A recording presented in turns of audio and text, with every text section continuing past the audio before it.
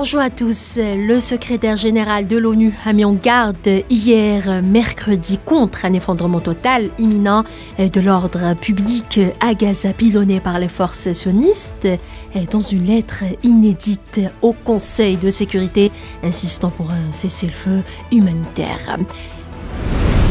Le syndicat des journalistes palestiniens a révélé hier que 75 journalistes et autres travailleurs dans le secteur des médias sont tombés en martyrs depuis le début de l'agression sioniste contre la bande de Gaza le 7 octobre dernier. Le président turc Recep Tayyip Erdogan a assuré mercredi que le chef du gouvernement d'occupation sioniste, le dénommé Netanyahou, sera poursuivi d'une manière ou d'une autre devant les instances judiciaires internationales pour ses crimes de guerre et crimes contre l'humanité à Gaza. Voilà pour ce qui est des derniers développements en Palestine et dans le reste de l'actualité. Le Conseil de la Fédération Chambre haute du Parlement russe a fixé ce jeudi l'élection présidentielle en Russie au 17 mars 2024, rapportent des médias.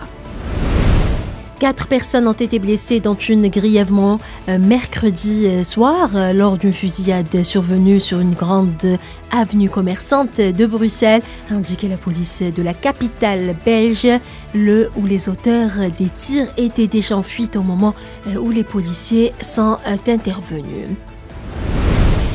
Au Pérou, l'ancien président péruvien Alberto Fujimori, 85 ans, a été libéré mercredi de prison. Il purgeait depuis 2009 une peine de 25 ans pour crimes contre l'humanité, selon plusieurs médias.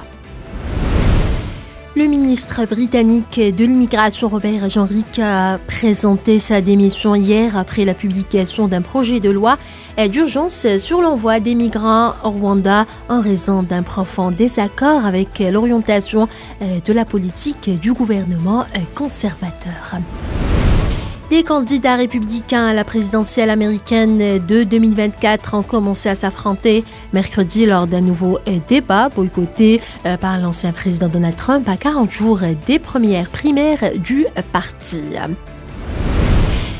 L'armée américaine a annoncé hier interdire de vol ses appareils Osprey par précaution après plusieurs accidents mortels l'impliquant, le dernier en date ayant tué 8 militaires américains au Japon fin novembre. Le président mauritanien Mohamed Ould Cheikh Al Ghazouani et le président de la transition au Tchad, Mahamat Idriss Déby, ont exprimé hier leur intention de mettre en œuvre toutes les mesures nécessaires conformément aux dispositions de la Convention de création du G5 Sahel portant sur la dissolution de l'organisation. Le bilan des crues et des glissements de terrain récemment survenus dans le nord de la Tanzanie s'est alourdi, passant à 69 morts après la découverte par les sauveteurs de 4 nouveaux corps, dont les coulées de boue causées par les glissements de terrain, ont indiqué les autorités. Plus de 50 civils ont été tués dans des attaques en Éthiopie en novembre, a dénoncé la Commission éthiopienne des droits de l'homme 2 semaines après la fin sans accord de négociation entre le gouvernement et l'armée de libération Oromo. Au Burkina Faso, le gouvernement burkinabé a adopté un projet de loi révisant la constitution et consacrant désormais les langues nationales comme langue officielle à la place du français. Et puis, les autorités indonésiennes ont annoncé ce jeudi avoir mis fin aux recherches sur les pentes du volcan Marapi dans l'ouest de l'Indonésie, 5 jours après une éruption qui a fait 23 morts.